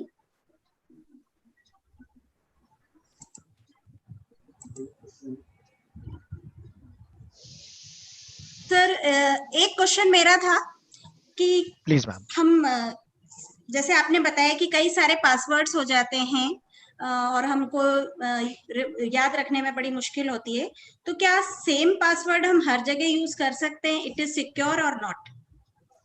The reason why it is advised कि आप same password हर जगह इस्तेमाल ना करें, उसका कारण ये है कि अगर किसी व्यक्ति ने आपका एक पासवर्ड ब्रीच किया तो वो बाकी आपके क्रेडेंशियल्स को भी कॉम्प्रोमाइज कर सकता है। अब लोगों को जब कहते हैं कि आप पासवर्ड बदल दें, चेंज कर लें, तो लोग क्या करते हैं, एक वेबसाइट पे मान लीजिए उन्होंने पासवर्ड रखा हुआ है जय माता दी, दूसरी वेबसाइट पे रख देंगे जय माता दी 123, दूसरे पे रख देंगे 1234। तो ऐसे बदलाव ना करें, थोड़े से कठिन पासवर्ड रखें। अब तक मैंने जो जितने लगभग 600 अबव केसेस देखे हैं, मैंने ये चीज नोटिस करी है कि सबसे कॉमन जो पासवर्ड है वो है अपने स्पाउस का नाम, ये सबसे मोस्ट कॉमन है। अच्छा, तो ये चीजें नहीं करनी चाहिए, जी आपको जी, चेंज कर लेना चाहिए password. Thank you so much sir. और anyone else want to ask something? कुछ क्वेरीज आ गई हैं मेरे पास भी जी। जी जी, सर मैं शेयर करना चाहूँगी स्क्रीन, जिसमें बच्चों ने कुछ क्वेश्चंस पूछे हैं। इसमें या मैं क्वेश्चन बोल देती हूँ। एक है पुनीत कश्यप जी, उन्होंने चैट पे कहा है, भेजना कैसे रहता है? ये चला तो नहीं गया? वंडरफुल प्रेजेंटेशन डालना है, चला गया क्या? नहीं गया ना? नहीं अभी नहीं गया। Wonderful presentation. Gijesh ma'am, you are mute. can I ask? Yes please ma'am, please ma'am. Sir, Mr. Puneet Kashyap wants to ask, sir, there are many cases in where cybercrime has been recorded by police department, but no cure has been provided to them. In that situation, what's supposed to be done? Okay, I'm assuming that Puneet ji is asking that they have filed a complaint but no action has been taken against them and rather only a complaint has been put through, right? ये मैं समझ पा रहा हूँ चीजें। See, ये अगर lockdown period की अपन बात कर रहे हैं, so let me clearly say that जो पैंडेमिक है वो सिर्फ हमारे लिए नहीं है। आप इस चीज को समझ भी पा रहे हैं कि पुलिस किस लेवल पर काम कर रही है जाके, और कंप्लेंट्स नो डाउट बहुत सारे बड़े हैं। आप जो स्टैटिस्टिक्स आप बता रहे हैं, इनफैक्ट मैं भी इसको बहुत क्लोजली डिस्कशन में हूँ लोगों के साथ। कंप्लेंट्स रजिस्टर हो रहे हैं, ऐसा नहीं है कि उस पर एक्शन नहीं हो रहा, एक्शन उस पर ड्यू प्रोसेस से मूव हो रहा है। पर देखें, just because of the complaints are more as compare to the people who are you know they are investigating the complaints, उसके कारण ये रैशनलिटी हो रही है, नहीं तो ये डिफिकल्टी जनरली आती नहीं है। So I would really request Puneet ji, please get in touch with me. We can even speak to the cyber cell officials, and like majority of them till the rank of DYSP was trained by me somewhere, either at State Police Academy Bhori or either at Central Academy for Police Training. So feel free to get in touch with me if there is some help which I can loop in. Definitely we'll see to it. I've received a question, Arpana ma'am, that is, so please elaborate more about the credit card, debit card security, especially when we are making wireless, I think यही मतलब है इनका, Wi-Fi transactions. So, okay. So आप लोग आजकल देख रहे होंगे कि आजकल टचलेस ट्रांजैक्शंस हो रहे हैं, जिसमें आप अपने कार्ड को मशीन पे लेके गए। टेक्नोलॉजी आप जानते ही हैं, आप जो टेकीज हैं, NFC भाई, नियर फील्ड कम्युनिकेशंस, जिसमें आप NFC टैग्स का इस्तेमाल कर सकते हैं आजकल, या आपके जो वायरलेस इनेबल्ड पेमेंट कार्ड्स हैं, उसमें आपको सिर्फ टैप करना है और आपके कार्ड से पेमेंट हो गया। जितना इजी ये पेमेंट करना है, उतनी इजीली ये कार्ड भी क्लोन हो सकता है। ठीक है, मुझे लगता है कि बहुत कम समय लगता है एक कार्ड को क्लोन होने में। I will just open a slide and share with you. So इसके लिए आप क्या कर सकते हैं, पहले तो मैं आपको दिखाऊं क्लोनर्स क्या हैं. अब जब आपने क्लोनिंग की बात निकाली है तो मैं आपको शेयर करता हूं. मार्केट में दो तरह के क्लोनर्स अवेलेबल हैं जो कार्ड क्लोनिंग के लिए आजकल मार्केट में चल रहे हैं. पहला है फिजिकल क्लोनर, दूसरा वायरलेस क्लोनर. अब जो फिजिकल क्लोनर है वो just give me a second.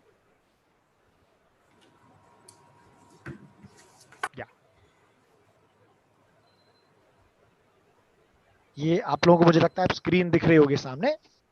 Ji sir. Okay great. So physical cloner and wireless cloner, right. So पहले कंडीशन में जो साइबर अपराधी है, जो फ्रॉडस्टर है, उसको आपका कार्ड हाथ में लेना पड़ेगा, स्वाइप करना पड़ेगा. And it's a small like match box जितने साइज का होता है, जिसमें 20 से 30 कार्ड्स की नकल बना के रखी जा सकती है. एक 30 रुपए की केबल होती है जो ये आपको दिख रही है, और आपके कार्ड की जो नकल होती है वो एक ब्लैंक कार्ड पर चढ़ा दी जाती है. That is that much painful. अब वायरलेस स्कीमर, वायरलेस कार्ड में आपको टच करने की जरूरत नहीं है कार्ड को. आप सिर्फ रिमोटली जो वाईफाई इनेबल्ड कार्ड्स हैं उनको आप टैप कर सकते हो और इंफॉर्मेशन चोरी हो सकती है. It is that simple. तो आप इसके लिए प्रिकॉशन के लिए क्या कर सकते हो, थोड़े दो तरीके बताऊंगा मैं आपको, जो जितने टेकीज हैं वो समझ जाएंगे. फिर मैं जो अपने बाकी नॉन टेकी साथी हैं उनको बताने के लिए एक्सप्लेन करता हूं. तो पहली चीज, आप जो एल्यूमिनियम फॉइल आती है जिसमें आप अपने रोटी पराठे पैक करके ले जाते हैं, अपने कार्ड को उस फॉइल के अंदर पैक कर लें और उसके बाद उस फॉइल को बढ़िया एक स्टील के टिफिन बॉक्स में रख लें. बट देन ये बड़ा ऑड लगेगा जब आप नेक्स्ट टाइम अगर कहीं पेमेंट के लिए अपना कार्ड निकालेंगे अपने बैग से टिफिन, उसके बाद फॉइल खोल के जब आप एटीएम खोलोगे अपना, तो बड़ा एम्बैरेसिंग सिचुएशन हो जाएगा. तो सिंपल सोल्यूशन इसका ये है, जो सेकंड सोल्यूशन है, कि आप फ्लिपकार्ट या अमेजोन पर जाके, मुझे लगता है 120 या 140 रुपए का वॉलेट्स आते हैं जिसको कहते हैं RFID प्रोटेक्शन वॉलेट्स. मैंने इसको सबके लिए चैट बॉक्स में लिख दिया है, RFID protection wallets. Just see if I have mentioned a spelling wrong. Okay, that is radio frequency identification protection wallets. ये आप अपने स्पाउस को, मतलब फॉर मेल फीमेल बोथ, भाई यूनिसेक्स प्रोडक्ट्स हैं, तो RFID प्रोटेक्शन वॉलेट्स हैं. आप इसको सर्च कर सकते हैं और अपने कार्ड को सर आप इसमें रख सकते हैं. ये रिमोटली कॉपी नहीं हो पाएगा आपका card. Right, thank you. Sir, one more question from our Vice Principal, Ma'am Asha, Ma'am. How to report cyber cell from home? Cyber crime Cyber crime from home. सो आप इसके लिए कोई ईमेल निर्धारित नहीं है, बट आप इसमें भारत शासन के जो पोर्टल है cybercrime.gov.in, इस पर रिपोर्ट कर सकते हैं. मैंने इसको आपके लिंक में शेयर कर दिया है. Thank you. और आपको इसमें कोई भी दिक्कत आती है आप बिल्कुल मुझसे बात कर सकते हैं. सर, बहुत सारे पार्टिसिपेंट्स की रिक्वेस्ट है कि उनको आपकी पीपीटी बहुत ही प्यारी लगी, तो वो पीपीटी चाहते हैं सभी स्टूडेंट्स. बिल्कुल कोई बात नहीं, मैं इसका जो मटेरियल है कुछ लोगो वगैरह हटा के मैं रीडिंग मटेरियल जो है, मुझे इनफैक्ट कुसुम मैम ने कहा भी था कि आपको रीडिंग मटेरियल शेयर करना चाहिए. So I have created a reading material जो एक्सक्लूसिवली आपके लिए है. आप उसको शेयर कर सकते हैं, मैं आपको शेयर कर दूंगा. Thank you sir. और सर एक और क्वेश्चन है, एक स्टूडेंट ने पूछा है, वो जो आपने URL एक्सपेंशन के लिए वेबसाइट बताई थी, वैसा कोई लिंक बता दीजिए जहां से वो URL एक्सपेंड करके चेक कर सकें. वापस वो बता दीजिए. बिल्कुल. आप सिंपली गूगल पर सर्च करें, लॉन्ग URL आप सर्च करें या एक्सपैंड URL आप सर्च करें, तो आपको उसमें ये ऑप्शन अवेलेबल हो जाएगा. मैं आपके चैट पे इसको लिख देता हूँ. योगेश जी, मेरा एक क्वेश्चन है. जी कुसुम जी. क्वेश्चन ये है कि हमारा डेटा लीक होता है, जब ये डेटा लीक होता है तो हमारे पास क्या प्रोटेक्शन अवेलेबल है या क्या रेमेडीज है कि हम उस डेटा को, जो हमें फेक कॉल्स आ रहे हैं या फेक मैसेज भी आते हैं कई बार कंपनीज की तरफ से, बैंक की तरफ से, तो हम उसको कैसे अपने उसको मतलब ब्लॉक करें या फिर हम उसको कैसे रिकवर करें कि हमारा डेटा प्रोटेक्ट रहे. जी, बहुत अच्छी बात कुसुम मैम ने कही है. स्पेशली देखिए, हमारा जो डेटा प्रोटेक्शन बिल है, ये जैसे ही एक एक्ट बन जाता है तो हमारे लिए बहुत स्ट्रेंथ बढ़ जाएगी. इवन इंफॉर्मेशन बेचना, चोरी की इंफॉर्मेशन कैसे बिक जाती है मैं आपको बता रहा हूँ। अलग अलग तरह से एक्सेल फाइल जो है वो पूरी की पूरी बेच दी जाती है। और मैडम तो मुझे लगता है बहुत क्लोजली स्टैटिस्टिक्स को फॉलो करते भी हैं। एक व्यक्ति की जानकारी, यानी सिर्फ एक व्यक्ति का नाम, मोबाइल नंबर, ईमेल, ये क्या लगता है आपको इसकी क्या कीमत होगी? 5 रुपए। मात्र 5 रुपए में एक व्यक्ति का मोबाइल नंबर, ईमेल और इंफॉर्मेशन बेच दी जाती है। अब ये इंफॉर्मेशन अगर हमारी किसी एजेंसी द्वारा बेच दी गई या लीक कर दी गई इंफॉर्मेशन, तो इसके लिए क्या प्रावधान है? तो इंफॉर्मेशन टेक्नोलॉजी एक्ट में सेक्शन 65B जो है, जो स्टोलन इंफॉर्मेशन या रिसोर्स दोनों की बात करता है, ये इसमें एप्लीकेबल होगा। और हमारी प्रिवेसी वायलेट हुई है, हमारी गोपनीयता भंग हुई है, तो उसके लिए section 43 of information technology act ये इसमें लागू होगा। मतलब section 65 red with section 43 data privacy के लिए जो प्रोविजन है। अब आप देखें, इसके लिए ये दो कंटेक्स्ट होते हैं इंफॉर्मेशन टेक्नोलॉजी एक्ट में, सिविल मैटर्स, क्रिमिनल मैटर्स। यहाँ पे जो डेटा प्राइवेसी का मैटर है भाई वो सिविल मैटर है, ठीक है। तो इसके लिए हमें न्यायालय जाने की जरूरत नहीं होती, हम इसमें कोर्ट नहीं जाते हैं, इसमें हम जाते हैं एजुकेटिंग ऑफिसर के पास। और एजुकेटिंग ऑफिसर आप समझ लें सीनियर IAS हैं, रैंक के हैं, जो जिसको भी सेंट्रल गवर्नमेंट नॉमिनेट करता है। जैसे अपने यहाँ पर मध्य प्रदेश में IT सेक्रेटरी जो है उनके पास इसकी पावर है, ठीक है।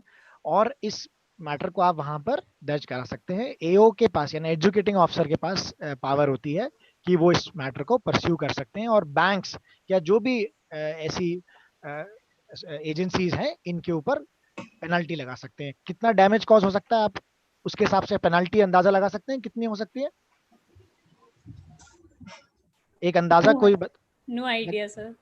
5 करोड़ की पेनल्टी लगती है इसमें, ठीक है। आप सोचें कि अगर नेक्स्ट टाइम आपको अगर किसी का कॉल आए कि मैडम आपका हम बैंक से बात कर रहे हैं और फलाना या जानकारी, तो आप उनसे बड़ा पोलाइटली पूछें कि ये तो बहुत बड़ा लॉटरी का टिकट है। आप उनको बोलें आप ये बताएं हमारी जानकारी कहाँ से लीक हुई है या कहाँ से आपको हमारी जानकारी मिली। अच्छा ठीक है, तो आप जरूर उसको फाइंड आउट करें। वैसे कोई आपको बताएगा नहीं वो इन्फॉर्मेशन कहाँ से गई, बट थोड़ा सा कॉशियस रखें कि इन्फॉर्मेशन क्या आप रिवील करें। एक और बहुत अच्छी बात मुझे याद आई, दीक्षित मैम ने जो बात बताई तो मुझे इससे बात याद आई एकदम। आप अपना जो नंबर है, आपका जो मोबाइल नंबर है, वो कौन सा मोबाइल आपका बैंक से कनेक्टेड है और कौन सा ईमेल आपका बैंक से कनेक्टेड है, इसको थोड़ा जरा ध्यान में रखें। उस मोबाइल नंबर को और उस ईमेल को जहां तक हो सके जग प्रसारित यानी पब्लिक यानी ओपन फॉर ऑल करके ना रखें, क्योंकि वो बहुत इजीली टारगेटेबल फैसिलिटीज हैं। आपका ऐसा ईमेल और आपका ऐसा मोबाइल नंबर जो बैंक से कनेक्टेड हो, इसको आप जरा कॉशियसली ध्यान में रखें। ये 2 और बिंदु मुझे ध्यान में आए थे तो मैंने आप लोगों से शेयर करे। एक और Any क्वेरी more है। questions? हाँ योगेश जी जी जी, अभी मुझे आपने जो साइबर ट्रिब्यूनल की बात की या एडजुडिकेशंस की बात की है, जी जी तो इस एडजुडिकेशन जैसे आपने एक तो बताया कि इस विषय पे वो मैटर सुनती है, लेकिन उसका और कौन कौन से ऐसा मैटर है जिनको वो सुनने के लिए अधिकृत है? कुछ और ऐसी चीजें आप बताएंगे जिससे कि साइबर अपीलेट का साइबर ट्रिब्यूनल जो है वहां जाके हम लोग भी बात कर सके? जी बिल्कुल। देखिए आपका इंफॉर्मेशन किसी भी स्तर से लीक हो सकता है, यानी किसी कार्यस्थल से, किसी जगह पर जहां पर आपने अपनी इंफॉर्मेशन शेयर करी थी, इंश्योरिंग एजेंसी समझ लीजिए, बैंक समझ लीजिए, किसी भी जगह पे। और ऐसा होता ही है, ऐसा आप मान के चलें कि बहुत बड़े स्तर पर ये जानकारी बेच दी जाती है।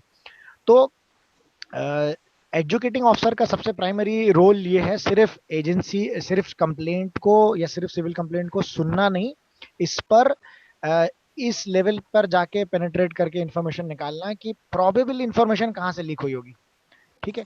अब देखिए ये एक फुल प्रूफ मेजर नहीं है इंफॉर्मेशन लीक को डिटेक्ट कर पाना, तो इसके लिए ड्यू मैटर्स लिए जाते हैं। जैसे उदाहरण के रूप में समझें, आपकी फाइनेंशियल इंफॉर्मेशन मुझे लगता है ओपन टू ऑल नहीं होगी, ठीक है। तो फाइनेंशियल इंफॉर्मेशन कुछ 5 से 7-8 लोगों के पास शायद हो सकती है, 5 से 7 प्रोबेबल एजेंसीज के पास हो सकती है, तो वो सारे शक के दायरे में आ जाते हैं। इसके अलावा जो अपीलेट ट्रिब्यूनल है वो तब काम करती है जब टेलीकॉम्स या जो हायर अथॉरिटीज इन्वॉल्व होती हैं, यानी आपकी इंटरमीडिएटरीज जिनको अपन कहते हैं, तो आईटी एक्ट ये कहता है कि इंटरमीडिएटरी जो है वो लायबल नहीं होगी, लेकिन उसमें उसका रीजन सिर्फ ये है, इंटरमीडिएटरी मतलब कोई जो सर्विस प्रोवाइडर है, ठीक है, लेकिन ऐसा नहीं कि वो लायबल नहीं होंगे, अगर उन्होंने अपने प्रॉपर कंप्लायंस फॉलो करे हैं तो वो लायबल नहीं है, अदरवाइज वो भी इसके एम्बिट में आ जाते हैं। उदाहरण के रूप में समझाता हूं मैं आपको। आप लोगों ने अभी लॉकडाउन के समय पे एक बहुत एक ग्रुप देखा होगा जहां पर कुछ लड़के थे स्कूल के जो लड़कियों के कुछ फोटोग्राफ्स पर कमेंट कर रहे थे। मैं उस ग्रुप का नाम भूल रहा हूँ न्यूज का थोड़ा सा, शायद इंस्टाग्राम पर कोई पेज था। अगर किसी को याद आ रहा हो तो कृपया चैट में या मुझे मैसेज पे बताएं। अजीब सा नाम था उसका ग्रुप का, कुछ बॉयज ग्रुप या बॉयज लॉकर रूम, याद आ गया मुझे, बॉयज लॉकर रूम के नाम से था मैसेज। तो इसमें देखिए अब मीडिया क्या कर रहा था, जुडिशरी क्या कर रही थी, पुलिस क्या कर रही थी, मैं तीनों चीज बताता हूँ आपको, और इंस्टाग्राम का क्या रोल है।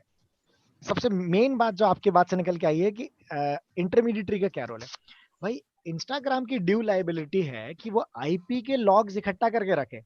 अगर इंस्टाग्राम ने वो लॉग्स नहीं रखे तो इंस्टाग्राम खुद पार्टी बन जाएगा उस ऑफेंस में, ठीक है। तो ये जो इश्यूज निकल कर आते हैं ये एक बहुत कंसर्नफुल होते हैं। मुझे एक क्वेश्चन में पढ़ पा रहा हूँ, मैम ने लिखा है, इनफैक्ट कुछ 3-4 क्वेरीज हो गए। अरोड़ा जी ने लिखा है please explain how to identify any email is authentic और फेक। ओके। मीना मैम ने लिखा है do you think we need harsher punishment for privacy violators. Absolutely, बिल्कुल आप मैम सही कह रहे हैं, we actually require harsher punishments. And मुझे लगता है डेटा प्रोटेक्शन जो हमारा लेजिस्लेशन आ जाएगा, it will definitely we look forward to have harsher punishments in that. इसके बाद अरोड़ा जी के क्वेश्चन को आंसर कर दूं कि कैसे चेक करेंगे ईमेल ऑथेंटिक है कि नहीं। देखिए ईमेल की जो लैंग्वेज है वो आपको अपने आप में क्लियर बताती है कि वो सही है कि नहीं। एक बहुत कॉमन चीज आप नोटिस करोगे, आप सब इंटेलेक्चुअल बुद्धिजीवी लोग हैं, आप एक चीज नोटिस करना, कभी भी जो एक फेक इंफॉर्मेशन मूव होती है व्हाट्सएप पर, ईमेल पर, कहीं भी, उसमें बहुत स्पेलिंग मिस्टेक्स आपको बहुत मिलेंगी, क्योंकि जो साइबर क्रिमिनल होता है वो अच्छी तैयारी करके नहीं बैठा होता। तो बहुत स्पेलिंग मिस्टेक्स दिखेंगी, वेग लैंग्वेज यूज होगी, उसके बाद अनप्रोफेशनल लैंग्वेज का इस्तेमाल बहुत होगा उसमें, और एक सेंस ऑफ अर्जेंसी आपको हमेशा दिखेगी उसमें। अगर कोई भी फिशिंग ईमेल है खासकर, या वो आपसे कहीं पर क्लिक करवाना चाह रहा है व्यक्ति, तो बड़ा सेंस ऑफ अर्जेंसी बहुत दिखेगी उसमें कि यहाँ पर अभी अवेल करिए, right now and limited offer and all kind of things की, अगले शाम तक ये ऑफर बंद हो जाएगा, इस तरह की चीजें। तो ये एक लैंग्वेज कंसर्न्स होते हैं। दूसरी बात आप देखें, लिंक्स जरूर होते हैं। मेन ऑब्जेक्टिव जो किसी भी तरह के थेफ्ट में है वो प्राइवेसी वायलेशन तो है ही, इंफॉर्मेशन स्टीलिंग भी है। इसके बाद सरन जी ने लिखा है how can we check the mobile laptop is hacked uncompromised. Okay, see बहुत अच्छी बात आपने लिखी है। साइबर क्राइम में क्या होता है कि जो विक्टिम होता है उसको सबसे आखिर में पता चलता है, just like couple of offences, जिसमें उसको सबसे लास्ट में पता चलता है कि मैं विक्टिमाइज्ड हुआ हूँ, ठीक है, यानी मेरी इंफॉर्मेशन कॉम्प्रोमाइज हुई है। तो कोई बहुत एबनॉर्मल बिहेव नहीं करता आपका फोन, आजकल बहुत लाइटर एप्स आते हैं। हाँ, बट कुछ अनयूजुअल बिहेवियर्स आपको अपने सेल फोन के अंदर दिखेंगे, जैसे कि लोग कहते हैं सेल फोन की बैटरी ज्यादा गर्म होनी स्टार्ट हो जाती है। That is just a probability, let me tell you that, ठीक है। आजकल बहुत स्पेशलाइज्ड और बहुत अच्छे टूल्स आ रहे हैं, तो दैट इज वन पॉसिबिलिटी। दूसरा, आपका फोन थोड़ा सा स्ट्रेंज बिहेव करता है। Strange behave in the sense, आप काम कुछ कर रहे हैं फोन पे, कोई दूसरे एप्लीकेशंस रैंडमली ओपन हो गए, ठीक है, आपने डेटा चालू नहीं करा, data automatically bar bar of हो रहा है आपका, सॉरी ऑन हो रहा है आपका डेटा बार बार, आपके GPS locations bar bar on हो रहे हैं, ठीक है, या ऑफ हो रहे हैं लाइकवाइज। तो अनयूजुअल बिहेवियर पैटर्न भी कई बार आपको ये चीज दिखाता है। So the one foolproof way of finding out कि अगर आप अपने सेल फोन के जितने सर्विसेज रन कर रही हैं उसको आप सिस्टम लेवल पर कनेक्ट कर कर चेक करो, तो आप उसको पता कर पाओगे। That is a time consuming affair and that is someone who is technical would pursue it. Individual के लिए ये एक प्रॉब्लमैटिक चीज होती है, ये पता करना कि जस्ट विद फ्यू क्लिक्स आप पता कर लो, तो आपको पता चल जाए, that is cumbersome issue. Thank you, sir. Sir, one more question from student side. There is career opportunity in digital security field. Absolutely. There are number of possibilities. In fact, I was really glad to see when Kusum ma'am told me that the legal as well as the the computer department both are initiating this webinar hand to hand. So see, I have been constantly a promoter of techno legal services as well. और आप देखें आज की date में मैं legal context में बताता हूं पहले, फिर आपको टेक्निकल पॉइंट बताऊंगा। कुसुम मैम तो हालांकि इस बात से अवगत है, मेरी उनसे चर्चा होती रहती है इस बात पे। आजकल आप देखें अपने यहाँ पर एक कंसेप्ट है आर्बिट्रेशन का। तो आज की डेट में there is a concept known as online arbitration या ऑनलाइन डिस्प्यूट रिड्रेसल, जिसमें दोनों जो अग्रीव पार्टी हैं वो अपने अपने स्काइप या अपने अपने डिवाइसेस से कनेक्टेड हैं और बीच में यहाँ पर दो एक्सपर्ट लॉयर्स बैठकर बात करते हैं। तो ये एक बहुत ट्रेंडिंग एग्जाम्पल है। इसके अलावा देखिए अलग अलग तरह के ई कॉन्ट्रैक्ट्स बनना, अलग अलग तरह के जो डॉक्यूमेंटेशंस हो गए, कंडीशंस हो गए, ठीक है, टर्म्स हो गए, ये सारी चीजें रेडी करना, लाइसेंसेस के डॉक्यूमेंटेशन करना, ठीक है, क्लिक रैप अग्रीमेंट जिसको अपन बोलते हैं, ये सारी चीजें एक साइबर लॉयर के एंड पे है जो वो करते हैं। ठीक है, इसके अलावा प्रिवेसी पॉलिसी बनाना एक ऑर्गेनाइजेशन की, आईटी पॉलिसी बनाना, या आजकल जो कोई भी एक गवर्नमेंट या कोई भी जो कॉर्पोरेट एजेंसी है उसके लिए सबसे बड़ा कंसर्न होता है BYODs, यानी bring your own disaster, bring your own devices जिसको अपन बोलते हैं। तो जब आप एक एम्प्लॉय अपना डिवाइस अपने कार्यालय पे लेके आता है, कॉर्पोरेट गवर्नमेंट आप ये छोड़ें, वो वहाँ का वाईफाई इस्तेमाल करता है, तो बहुत सारे पॉसिबिलिटीज निकल कर आती हैं। या तो अगर उस व्यक्ति का फोन अफेक्टेड हुआ तो पूरा नेटवर्क ब्रीच हो जाएगा, जिसको आप उदाहरण से समझें, रिसेंटली जो ट्विटर पर आपने वल्नरेबिलिटी देखी बहुत बड़ी, ठीक है, ट्विटर जैसा मेगा जायंट प्लेटफॉर्म ब्रीच होना और इतने सारे लोगों के जो जेफ बेजोस से लेके और सबके अकाउंट्स ब्रीच होना, it is not a easy task. तो social media as a service, उनका जो प्लेटफॉर्म है वो बहुत सिक्योर था, लेकिन एक कंटेक्स्ट होता है जो मुझे लगता है जितने टेकी होंगे इस बात को अग्री करेंगे, इंसान बहुत वीकेस्ट लिंक है, मतलब human is the most weakest link in the security, most weakest link. आप किसी भी तरह से उसको एक्सप्लॉइट कर सकते हो। तो आप देखें जो एम्प्लॉइज थे, उनके एम्प्लॉइज के डिवाइस को टारगेट करा गया पहले, जिनके पास शायद एक्सेस कोड्स या एक्सेस प्रिविलेजेस थे उस लिमिटेड सेट ऑफ यूजर्स के, तो वहां से ये एक्सप्लॉइट किया गया। टेक्निकली देखा जाए तो मैं बताना चाहूंगा जिन्होंने भी क्वेश्चन पूछा था कि डिजिटल फॉरेंसिक्स, साइबर फॉरेंसिक्स एक ऐसी फील्ड है जो it has been a long time now, जो अभी फिलहाल बहुत जल्दी खत्म नहीं होगी, स्पेशली जब हम ई कोर्ट्स यानी ई ट्रायल्स की बात कर रहे हैं, जहां पर एविडेंस आप देखें जो आपका सबूत है उसको अब हम डिजिटली मूव करेंगे, लगभग पूरा का पूरा। मुझे ध्यान है मैं Jammu Kashmir state judicial academy गया था अभी जब ये 370 हटी थी, तो मुझे एक बहुत अच्छा डिस्कशन है वहाँ पे जो जुडिशियल ऑफिसर्स थे उनसे मेरा हो रहा था। तो उन्होंने मुझे बताया कि हमारा जो पूरा एविडेंस का सेटअप है ये हम लोग क्लाउड पर ले जा रहे हैं। तो आप देखें इतनी पॉसिबिलिटीज है कि जो एविडेंटरी वैल्यू है एविडेंस की वो पूरे ट्रायल तक इंटेग्रल रहे, इसके लिए टेक्नोलॉजी एक्सपर्ट्स का हैंड इन हैंड काम करना गवर्नमेंट के साथ तो है ही, it is the need of hour. And even discussing about it कि we need more experts and more proficient people in this domain is undoubtedly, आप इसको सोचे ही ना, naturally there are number of opportunities। Government में जितनी investigation agencies हैं, लगभग करीबन 8 से 9 एजेंसीज के साथ मैं यहाँ पर कनेक्टेड हूँ, जिसमें आप ये मान के चलें लगभग हर एजेंसी को अपना एक एक्सपर्ट चाहिए जिसके साथ वो संविदा कर सकते हैं, या बहुत जल्दी आप देखेंगे उसके रेगुलर वांट्स क्रिएट हो जाएंगे, जिसमें they need experts to work with them in the field. Ground पर काम करने वाला व्यक्ति उन्हें चाहिए, भले साइनिंग अथॉरिटी वो होंगे बट एज अ एक्सपर्ट आप काम करोगे। And trust me the package is really good, starting from 14 to 16 lakhs per annum।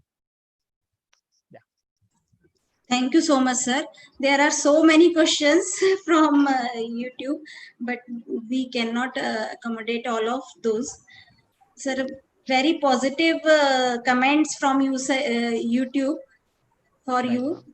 Very informative session. Right, ma'am. Sir, one more question I want to ask Sure, ma'am. from participant sides. जैसे कि आजकल online ज्यादातर transactions हम लोग कर रहे हैं, तो कौन सा मोड सबसे सेफ है ऑनलाइन पेमेंट का, ये कुछ लोग पूछना चाह रहे हैं. Okay. See, the mode of payment is, see, all mode of payments are safe until unless you realize one important thing. आप कुछ 4-5 चीजें उन चक्कर में कभी ना फंसें. किसी भी तरह का लालच यानी ग्रीड, किसी भी तरह का फियर, यानी आपको व्यक्ति ने अगर कॉल करा और आपको कहा कि हम सीबीआई से बात कर रहे हैं और आपने कहा अरे सर क्या करना है, उन्होंने कहा आपको हम इंफॉर्मेशन भेज रहे हैं, आप क्लिक करिए जल्दी, तो फियर नहीं, किसी भी तरह का ग्रीड नहीं. आपको अगर कोई बोले कि तुरंत आपको आईफोन मिल रहा है, अभी आप आईफोन जीतेंगे, देखिए आप यहाँ क्लिक करिए, बिल्कुल इस चक्कर में मत पड़िए. और आजकल एक जो नया कंटेक्स्ट बहुत रैपिडली बढ़ गया, स्पेशली लॉकडाउन में, मैं आपको बताऊं, जो है ऑनलाइन डेटिंग. बिल्कुल इनसे दूर रहे. मैं आपको बताऊं, आप किसको डेट कर रहे हो आपको पता भी नहीं चलेगा. ठीक है, तो इन सारे पहलुओं को आप ध्यान में रखें. बाकी ऑनलाइन पेमेंट जो है वो आप अगर गूगल पे के माध्यम से कर रहे हैं या किसी बैंकिंग एप्लीकेशंस के माध्यम से कर रहे हैं, बिल्कुल सुरक्षित है, जब तक आप कोई भी ऐसा अनऑथराइज्ड ट्रांजैक्शन पुश ना कर रहे हो या ऑथेंटिकेट ना कर रहे हो. ऑथेंटिकेशन से मतलब है आपको all of the sudden person कह रहा है कि भाई वो आप OLX पे आपने सामान बेचा था. हाँ भैया बेचा था. उन्होंने कहा सर वो 5 रुपए हम आपको ट्रांसफर कर रहे हैं, वो आप जरा रिसीव कर लीजिए. So trust me, to receive the money you don't have to do anything. Okay, तो लोग उसको पे करवाते हैं, इंफॉर्मेशन लोगों के वॉलेट से पैसा चला जाता है. तो इन सारी चीजों के चक्करों में आप ना पड़े. ठीक है, there are couple of questions which I am seeing with your permission. मैं फटाफट पढ़ देता हूँ. सर एक बार मैं भी शेयर स्क्रीन करना चाहूंगी और दिखाना चाहूंगी कि कितने फीडबैक्स एक्चुअली हमें आपके लिए पॉजिटिव मिल रहे हैं, जो यदि हम डालें तो शायद हमारे पास 10 पेजेस भर चुके होंगे. अरे commendable, thank you so much Girijesh ma'am. Amazing. See, I really appreciate the effort made by you people only. Meena ma'am का एक क्वेश्चन है, मैं मिस ना कर दूं, मैं जल्दी से बता दूं. How far do you think the digital space will help in online hearing of a matter? Can it replace physical hearings? Ma'am, absolutely no. It is not going to replace the physical hearings in the court of law. But जब तक अभी ये जो amid crisis वाली बात है, judicial officers के लिए भी एक चैलेंज है. Again, let me tell you, I come back from a family of judicial officers and police officers only, so it is a cumbersome process for them as well. Let me tell you, they haven't been habitual about dealing with online proceedings. Ma'am किसी context में नहीं बोल रहा हूँ, खुद being from the law domain, लोग thoroughly prepared ही नहीं है.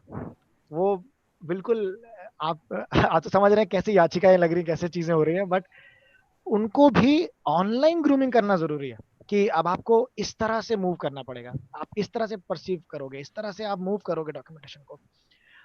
ई कोर्ट्स को पुश कर देने भर से नहीं होगा. There is lot of awareness required in this domain. lot of work has to be done now, and lot of potential is there in people as well. So that says that online hearing is a great initiative, but it requires a lot of drive as well. It's a good initiative but requires drive. Okay, फिर Saran ma'am ने लिखा है, I have heard that some internet providers steal information like, okay, so I'll not name any antivirus or any organization. See, antivirus agencies are known to copy your information, और वो पूरे logs बना के इकट्ठा कर लेते हैं अपने पास. The world knows it, but they says it is for quality improvement. Even अगर आप गूगल यूज करते हो तो गूगल आपके कंप्यूटर में जो कुकी डालता है, वो खाने वाली कुकी नहीं होती, वो इसलिए इंस्टॉल करते हैं ताकि आपका ब्राउजिंग एक्सपीरियंस और बेहतर हो सके.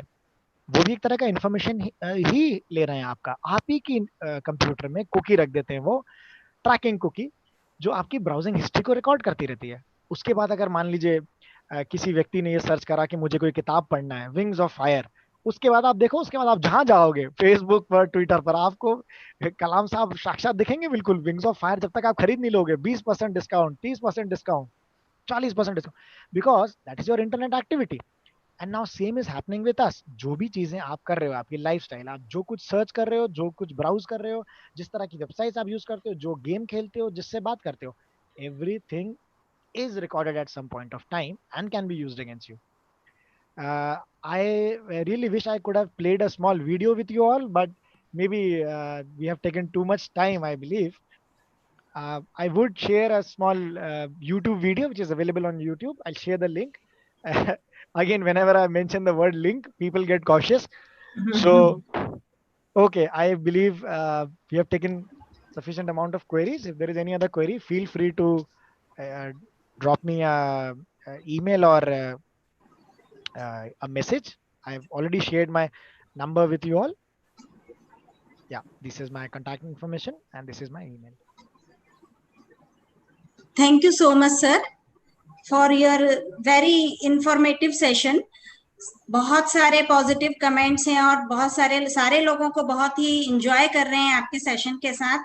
हमें लग रहा है कि पूरा दिन भी चले तो शायद सारी क्वेरीज को सॉल्व करते करते हमें जा सकता है। तो सारे लोग सर का कांटेक्ट और ईमेल आईडी नोट कर सकते हैं अगर उन्हें और क्वेरी है। इसके अलावा ज्यादातर क्वेरीज सर सॉल्व कर चुके हैं already. Thank you so much sir. Thank you, sir. Thank you, ma'am. Rather, it was my pleasure, ma'am. Yeah. So, end of this webinar, on behalf of our team, I would like to first acknowledge the blessings of Baba on Satya Sai family, which made this event successful. I want to thank all the participants who attended this webinar patiently. We are grateful to our eminent speaker, Mr. Yogesh Pandit sir, for your excellent presentation and insightful information. I express my sincere gratitude.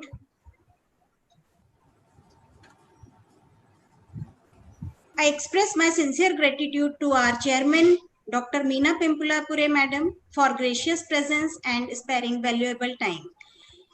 My sincere regards to our principal, Dr. Sudha Pathak madam. Without your support, it would not have been possible to organize this webinar. My special thanks go to Dr. Kusum Dikshit madam also for taking the initiative and hosting this webinar. I am very much thankful to Vice Principal Dr. Asha Agrawal madam and my HOD Srimati Abhilasha Kumar madam for showing faith in me to organize this event. I appreciate the unwavering support received from my colleagues of Computer Department and Law Department. I must mention deep sense of appreciation to Dr. Amit Sinhal sir, Srimati Chaya Makhijani, Dr. Romsha Sharma and Ms. Girjesh Chauhan for their continuous technical support. As the tradition of our institute, we will close this event by Mahamangalarti of Baba.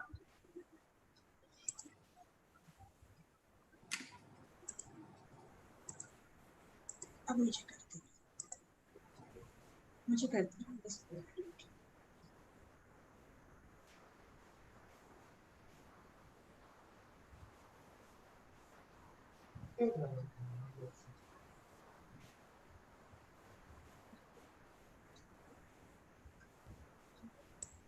पता नहीं कब of हो गया।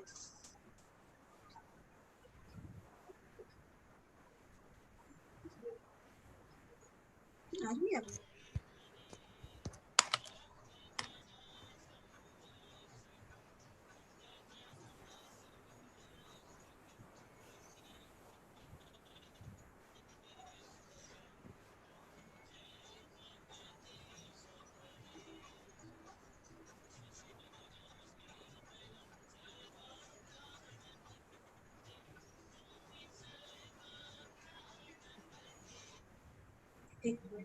Girjesh madam sound share कर दीजिए।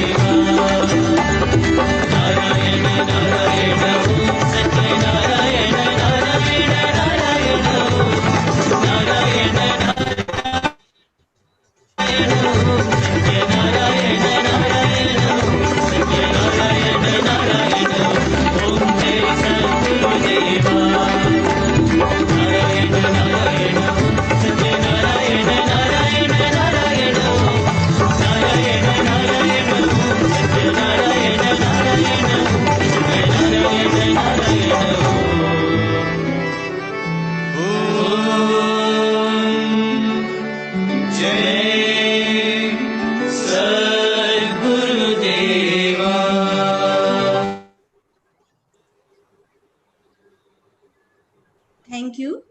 At last, thank you all for participating in today's webinar. We hope to see you again next time.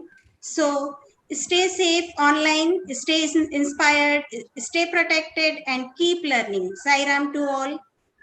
Please leave the meeting. Thank you. Please fill the feedback form before leaving. Please fill the feedback form.